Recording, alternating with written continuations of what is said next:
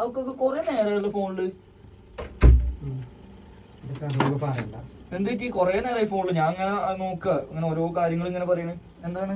ഞാന് രണ്ടാമത്തെ പെണ്ണിന്റെ കല്യാണത്തിന്റെ കാര്യം ഓളത് നിശ്ചയിച്ചിട്ട് ഇപ്പോ 3 മാസമായി. അപ്പൊ നിശ്ചയിച്ചന്ന് സ്വർണത്തിന് 55 ഉറുപ്പ്യാണ്. അപ്പൊ ഇന്ന് നോക്കുമ്പോ ഇന്നിപ്പോ ചെറുക്കനൂറ്റ് പോലൊക്കെ പോയിക്കണം അവിടെ. അപ്പൊ 71 ഉറുപ്പ്യാണ്. 71 ജില്ലറിയാണെന്ന് പാവനറിയാം. മറ്റോൾക്ക് കൊടുത്തിരിക്കണ 5 പവനാണ്.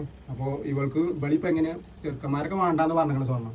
പക്ഷെ എന്നാലും പിന്നെ എങ്ങനെ ഇപ്പൊ വെറും കച്ചവടം ഇറക്കിക്കൂടെ? ഒരു 5 പവനേലും കൊടുക്കണ്ടേ? പിന്നെ നമ്മളെ കാലം കഴിഞ്ഞിട്ട് ഒരു ബുദ്ധിമുട്ടാൻ പാടില്ല.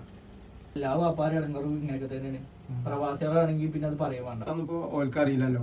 ഞാനെന്താ പറയാ, ഇവളെയും കൂടി കല്യാണം കഴിഞ്ഞിട്ട് നാട്ടിൽ കൂടാനാണ് പുതിയായിട്ട്. 10-23 കൊല്ലായി. ഈ വെജ്ജ കാലും കജ്ജൊക്കെ വേദന തുടങ്ങിയിരിക്കണേ. യൂറിക് ആസിഡൊക്കെ വന്നിട്ടേ കാലും. അപ്പൊ പിന്നെ ഇനിയില്ല കാലം.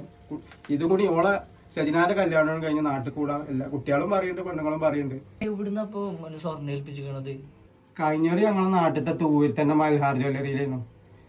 പ്രാവശ്യം എന്താ പറയുക, മലബാർ ഗോൾഡിൽ നിന്ന് വാങ്ങിയാലോ എന്ന് കരുതുന്നുണ്ട്. മലബാർ ഗോൾഡ് എന്നൊക്കെ പറഞ്ഞാ വലിയ നല്ലോണം പൈസ ആവൂലേ? കുട്ടികള് പറയണേ ഇപ്രാവശ്യം അവിടെ നിന്ന് തന്നെ വാങ്ങിയാൽ മതി, മലബാർ ഗോൾഡ് തന്നെ വാങ്ങിയാൽ മതി. ഇപ്പൊ ഓളെ കല്യാണല്ലേ, അപ്പൊ ഓലെ പൂതി തന്നെ നടക്കട്ടെ. അളിയന് എന്തോ കുറച്ച് പൈസ എന്തോ തരാണ്ട്, അത് തന്നോ? ഇല്ലേ, ഓൻ തന്നിട്ടില്ല. ഓന്റെ പട്ടിണിയും വാരാതും പറയണ കേട്ടാല് ഞമ്മക്ക് തന്നെ കജ്ജില്ല എന്തെങ്കിലും അങ്ങോട്ട് എടുത്തു കൊടുക്കാൻ തോന്നും.